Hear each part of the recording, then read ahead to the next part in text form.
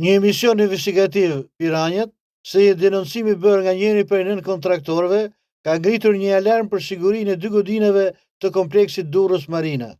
Sipas një nën kontraktorit angazhuar në punimet e betonit, 2 pallatet e para kanë mësuar ulje të konsiderueshme në tokë, duke arritur deri në 74 cm zhytje.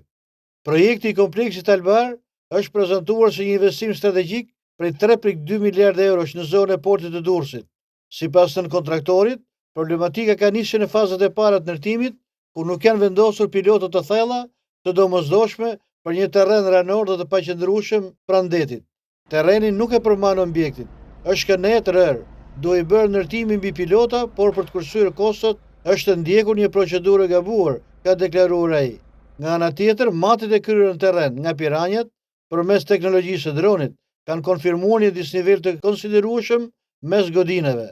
Rezultatet, sipas misionit investigativ, tregojnë diferenca nga 70 cm deri në 1 metër mes strukturave, duke përputhur kështu denoncimin e bërë nga burimi brenda projektit. Denoncues të tjerë paralajmërojnë se nëse këto pretendime rezultojnë të vërteta, projekti Durrës Marina mund të përballet me pasoja të rënda në të ardhmen.